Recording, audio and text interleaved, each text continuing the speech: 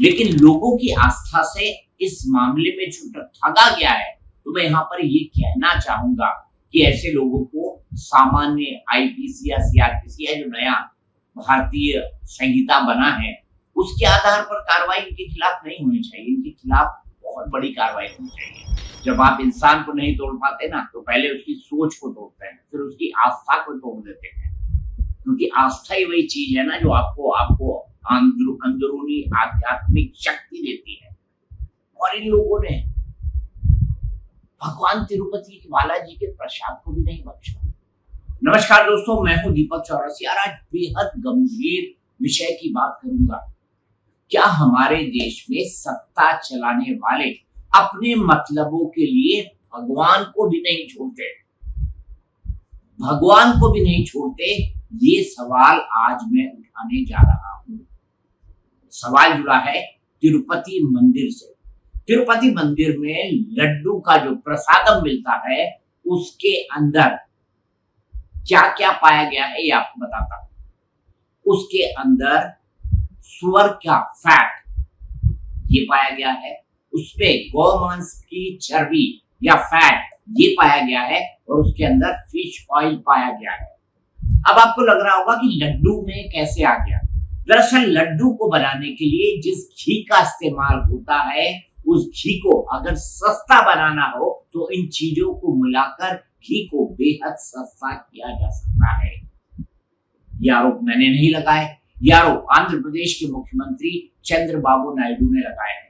इसके बारे में कल मैंने एक ट्वीट किया था। इसकी तफसील से जांच पड़ताल और इसके बारे में सारी सामग्री आने की प्रतीक्षा कर रहा था। अब मैं बताता हूं ये मामला कैसे शुरू हुआ। ये मामला शुरू हुआ जब जगनमोहन रेड्डी की सरकार गिरी और चंद्रबाबू नायडू सत्ता में आए जून में, तो जुलाई में उनके पास काफी कंप्लेंट्स आने लगी इस लड्डू के बारे में कि उसका टेस्ट ठीक नहीं है। और हाल ही में मैंने तिरुपति के एक पंडित जी को सुना, एक पुरोहित को सुना, जो ये कह रहे थे कि इस लड्डू की क्वालिटी और इसकी सेल्फ लाइफ की जो शिकायत है लगातार मैं ट्रस्ट के लोगों से कर रहा था, लेकिन किसी ने इस पर ध्यान नहीं दिया। तो चंद्रबाबू नायडू ने कल एक प्रेस कॉन्फ्रेंस के अंदर खुलासा किया कि तिरुपति के मंदिर के अंदर जो लड्डू भगवान को भोग के लिए चढ़ाए जाते हैं, जो प्रसाद के रूप में पूरी दुनिया में जाते हैं, करोड़ों श्रद्धालु हैं, 80,000 से 1 लाख लोग रोज तिरुपति देवस्थानम के दर्शन करते हैं। इसको एक ट्रस्ट चलाता है और बेहद ऑर्गेनाइज्ड ट्रस्ट है, अगर ये कहूं तो गलत नहीं होगा। लेकिन उनसे इतनी बड़ी गलती। अब ये गलती सिर्फ 2 कारण से हो सकती है। या तो ट्रस्ट और राज्य सरकार को जो घी बेचने वाली कंपनी है उससे रिश्वत चाहिए होगी, या वो किसी व्यक्ति विशेष या कंपनी विशेष को फेवर करना चाहते होंगे। यही कारण हो सकता है। इसका तीसरा और कौन सा कारण हो सकता है? हाँ, एक तीसरा कारण भी हो सकता है जिसकी तरफ गिरिराज सिंह ने इशारा किया। गिरिराज सिंह ने इशारा किया कि वाईएसआर रेड्डी यानी जगनमोहन के पिताजी पर ईसाई धर्म के प्रचार का आरोप लगा था। सीधे सीधे तो उन्होंने नहीं कहा, लेकिन ये भी कह गए कि इसीलिए ये देखना जरूरी हो जाता है कि हिंदू आस्थाओं के साथ खिलवाड़ कौन कर रहा है। तो नेशनल डेयरी डेवलपमेंट बोर्ड को 2 सैंपल भेजे गए। जुलाई के अंदर ये सैंपल भेजे गए। पहली जो रिपोर्ट आई वो सार्वजनिक नहीं की गई, लेकिन दूसरी रिपोर्ट में भी जब इस बात की पुष्टि हो गई कि लड्डुओं के अंदर गाय की चर्बी, सुअर की चर्बी और फिश ऑयल मिलाया जाता है, तो चंद्रबाबू नायडू ने इस रिपोर्ट को सार्वजनिक कर दिया। और इसके बाद हंगामा मच गया है, इसके बाद बवाल मच गया है। स्वास्थ्य मंत्री जेपी नड्डा ने चंद्रबाबू नायडू से बात की है। उन्होंने चंद्रबाबू नायडू से कहा है कि वो जल्दी से ये रिपोर्ट मेरे पास भेजे ताकि मैं इसकी FSSAI यानी food safety standard authority of India से जांच करा सकूं। ये खाने पीने की जितनी चीजें बनती है उसकी एक मानक संस्था है। चंद्रबाबू नायडू ने कहा कि इसमें ये जो कुछ हुआ है इस पर कार्रवाई होगी कानून सम्मत कानून के आधार पर। भारतीय जनता पार्टी के लिए तो ये मौका है जगन मोहन रेड्डी पर हमला बोलने का, और भारतीय जनता पार्टी के कई नेताओं की इस मसले पर तीखी प्रतिक्रिया आई है। अब ये मामला क्या है? ये मामला करप्शन के लिए, कुछ पैसों को पाने के लिए, कुछ कंपनियों को कॉन्ट्रैक्ट दे देने का है, या फिर ये मामला ये है कि किसी कंपनियों को फेवर दिया जा रहा है, या फिर ये मामला चूक से हुआ। यही तीन कारण हो सकते हैं, और तो कोई कारण हो नहीं सकता। तो 2023 में जो कर्नाटका मिल्क फेडरेशन है, जो घी सप्लाई करता था, उसने कहा कि पुराने रेट पर घी देना हमारे लिए संभव नहीं है। ये जगन मोहन रेड्डी की सरकार को उन्होंने कहा, और इसके बाद जगन मोहन रेड्डी की सरकार ने 5 अलग अलग कंपनियों को इसका ठेका दिया, और 5 अलग अलग कंपनियां जो हैं वो जो घी सप्लाई कर रही थी वो क्वालिटी में कमजोर था। चंद्रबाबू जब आंध्र प्रदेश में सत्ता परिवर्तन के बाद मुख्यमंत्री बने, तब उनके पास भी मंदिर के अंदर की शिकायतें लगातार मिलती रही। हालांकि टीडीपी के कई सारे ये नेता मानते हैं कि ये शिकायतें जो है उन्हें पहले भी मिल रही थी मंदिर के प्रसादम के स्तर के खराब होने के बारे में। तब जाहिर सी बात है वो विपक्ष में थे, ज्यादा कुछ कर नहीं सकते थे। लेकिन सत्ता में आते ही नेशनल डेयरी डेवलपमेंट बोर्ड से दो बार सैंपल भेजे गए। दोनों बार सैंपल जुलाई में भेजे गए। एक की रिपोर्ट आ गई जिसे सार्वजनिक नहीं किया गया, दूसरे में एक विस्तृत रिपोर्ट मांगी गई, और उसी विस्तृत रिपोर्ट के अंदर निकलकर ये सामने आया कि इसके अंदर एनिमल फैट है, यानी सुअर की चर्बी, गौमांस की चर्बी, और इसके अंदर फिश ऑयल है, जो घी की कीमत को, जो घी की लागत को काफी सस्ता कर देता है। लाखों लड्डू रोज प्रसादम के रूप में इस्तेमाल होते हैं वहां पर। आप सोच लो कितनी बड़ी क्वांटिटी होती होगी, और कितना घी आता होगा, और कितना अन्य सामान लगता होगा, और कितने लोग इसको बनाने में लगते होंगे, और इसके पीछे का जो अर्थव्यवस्था है वो भी कितनी बड़ी होगी। आप इस बात को भी अच्छी तरह से समझ सकते हैं। अब एक बात यहाँ पर ये भी सामने आई है इस पूरे मसले पर, कि जो बात कही जा रही है कि ये सब जो हुआ है ये जानबूझकर हुआ है, इसीलिए टीडीपी इस मामले पर बेहद एग्रेसिव है। वाईएसआरसीपी जो जगन मोहन रेड्डी की पार्टी है, उस पार्टी ने इस मसले पर हाई कोर्ट जाने का फैसला किया है। पार्टी हाईकोर्ट गई है, और पार्टी ने हाईकोर्ट में जाकर कहा है कि या तो जजों की बनाई कमेटी से इसकी जांच कराई जाए, या फिर किसी सिटिंग जज से इसकी जांच कराई जाए। हालांकि कई सारे नेता ऐसे भी हैं जो इसकी सीबीआई जांच की मांग कर रहे हैं, जिसमें जगन मोहन रेड्डी की बहन शर्मिला रेड्डी भी है, जो वहां की यानी आंध्र प्रदेश कांग्रेस की अध्यक्ष है।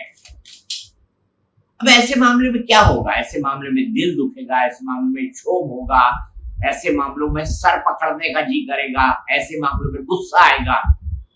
आपको बता दूं, पिछले साल 2023 में ही मैं पहली बार तिरुपति गया हूं, और जब मैं तिरुपति के गर्भगृह में गया ना, तो वहां का तेज, वहां का प्रकाश, भगवान वेंकटेश्वर की वो मूर्ति देखकर इतनी प्रसन्नता और इतनी शांति मिली जिसका मैं शब्दों में वर्णन नहीं कर सकता।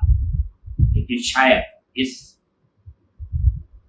मिलावटी प्रसादम का मैं भी शिकार हुआ हूं, क्योंकि ये जो सप्लाई था, जो अभी तक जानकारी है उसके हिसाब से जुलाई 2023 से घी का सप्लाई वहां पर बदला गया था।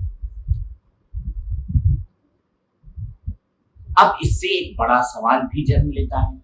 बड़ा सवाल ये जन्म लेता है कि ऐसे जितने भी बड़े हिंदू मंदिर हैं, उनका मैनेजमेंट किस तरीके से हो। हाँ, एक बात मैं और बता दूं, जब 22 तारीख को राम मंदिर के अंदर प्राण प्रतिष्ठा हुई थी, तब तिरुपति के इसी मंदिर से, तिरुपति तिरुमला देवस्थानम से ही 1 लाख लड्डू भगवान राम को भोग में चढ़ाए गए थे। अब सोचिए, मिलावटी होंगे तो क्या हुआ होगा। एक सवाल ये भी उठता है कि ये साजिशें सनातन धर्म के साथ उस देश में क्यों होती है जहां पर हिंदू बहुसंख्यक है। ये सबसे बड़ा सवाल है, ये सोचने वाला सवाल है। ये वो सवाल है जिसपे सबको सबको न केवल गंभीरता से सोचना चाहिए बल्कि दबाव भी बनाना चाहिए समाज के बड़े लोगों पर, राजनीतिज्ञों पर, सरकारों पर, अफसरों पर कि वो किसी भी तरह की मनमानी न कर पाए। जानकारी तो मिल रही है ना आपको कि तिरुपति में क्या क्या कुछ हुआ, किस तरह से प्रसाद को भी नहीं छोड़ा। ट्रस्ट के लोगों ने, वहां के मुख्यमंत्री ने, उनकी पॉलिटिकल पार्टी ने, कोर्ट इस मामले में जो भी फैसला दे, कोर्ट में जो भी प्रोसीडिंग हो, उससे पहले वाईएसआरसीपी को इसकी विस्तृत जानकारी देनी चाहिए थी कि किन परिस्थितियों में यह परिवर्तन हुआ। उन्होंने आरोपों को सिरे से खारिज तो किया है, हाईकोर्ट जाने की बात कह रहे हैं, लेकिन ये नहीं एक्सप्लेन किया कि 5 ऐसी कंपनियों को ठेका क्यों दिया गया, किस आधार पर दिया गया। ये भी एक बड़ा सवाल है। और अगर गिरिराज सिंह की बात जगन मोहन रेड्डी जो उनका कनेक्शन जोड़ रहे हैं उनके पिताजी का कन्वर्जन से, हिंदू से क्रिश्चियन के कन्वर्जन का, तो जगन मोहन रेड्डी को क्यों इस सवाल को भी एड्रेस करना चाहिए। साथ ही साथ मैं आपको ये भी बता दूं, जब वो मुख्यमंत्री थे तब भी उन पर ये आरोप लगा था कि उनकी सरकार जहां पर धर्म परिवर्तन होता है ऐसे मामलों में खामोश रह जाती है, उचित कार्रवाई नहीं करती है। मुझे याद है इस पर मैंने एक शो भी किया। अब मैं आपको ये बता दूं, यहाँ पर मैं कहना चाहूंगा कि पवन कल्याण जो कि सहयोगी हैं एनडीए के चंद्रबाबू नायडू के, उन्होंने कहा है कि एक सनातन बोर्ड बनना चाहिए जो ऐसे तमाम कामों पर नजर रखे, जिसको अपनी जिम्मेदारी का एहसास हो। हालांकि मैं भीड़ के न्याय पर भरोसा नहीं करता, लेकिन लोगों की आस्था से इस मामले में जो ठगा गया है, तो मैं यहाँ पर ये कहना चाहूंगा कि ऐसे लोगों को सामान्य आईपीसी या सीआरपीसी या जो नया भारतीय संहिता बना है उसके आधार पर कार्रवाई इनके खिलाफ नहीं होनी चाहिए। इनके खिलाफ बहुत बड़ी कार्रवाई होनी चाहिए। जब आप इंसान को नहीं तोड़ पाते ना, तो पहले उसकी सोच को तोड़ते हैं, फिर उसकी आस्था को तोड़ देते हैं, क्योंकि आस्था ही वही चीज है ना जो आपको अंदरूनी आध्यात्मिक शक्ति देती है। और इन लोगों ने भगवान तिरुपति के बालाजी के प्रसाद को भी नहीं बख्शा। चलते चलते कुछ सवाल मैं आपके सामने रखना चाहता हूँ। पहला सवाल ये कि तिरुपति तिरुमला देवस्थानम में जो कुछ हुआ है उसके बाद क्या आप इसी तरह से खामोश बैठेंगे या फिर अपनी मुखर और सार्वजनिक राय सबके सामने में रखेंगे। दूसरा मैं पूछना चाहता हूं, अगर किसी दूसरे मजहब के साथ इस तरह की घटना हो जाती तो क्या होता? क्या होता इस पर मैं कोई अटकलें नहीं लगाता, आप खुद समझ सकते हैं क्या होता, किस तरह का बवाला मचता, क्या क्या नारे लगते और भीड़ सड़कों पर निकलकर क्या बोलती। हिंदुओं के बारे में कहा जाता है ना, वो सहिष्णु है, हर कुछ सह लेते हैं, सबको साथ लेने की उनमें ताकत होती है। गुस्सा जरूर आता है पर एक कान से सुन के दूसरे कान से निकाल देते हैं। लेकिन इस मामले में कहना चाहता हूं कि कृपया अपना गुस्सा अंदर मत रखिए। इस मामले में कहना चाहता हूं कि मुखर बनिए। इस मामले में कहना चाहता हूं कि जो लोग इस पूरे मामले में दोषी हैं उनको अंजाम तक, यानी उनको कार्रवाई तक जरूर पहुंचाना चाहिए। ये भी आपको बताना चाहता हूं कि जिस संस्थान नेशनल डेयरी डेवलपमेंट बोर्ड ने की प्रयोगशाला में इसकी जांच हुई है वो केंद्र सरकार के अधीन आता है, वो प्राइवेट लैब नहीं है।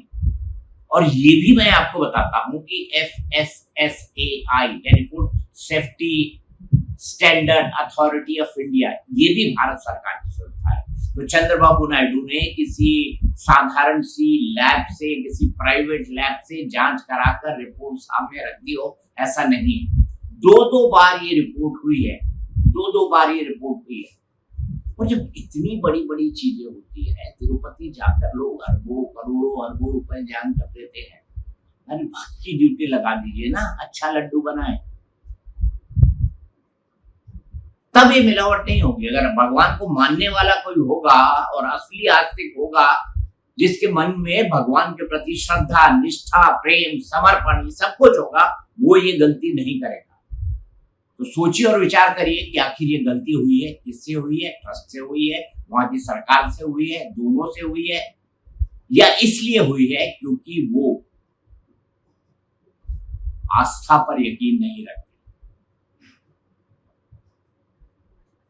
चलते चलते सिर्फ इतनी बात कहना चाहूंगा कि आप सब कुछ में भ्रष्टाचार कर लीजिए, सब कुछ में कर लीजिए, लेकिन भगवान के प्रसाद में ना कीजिए। यही मेरी आपसे विनती है।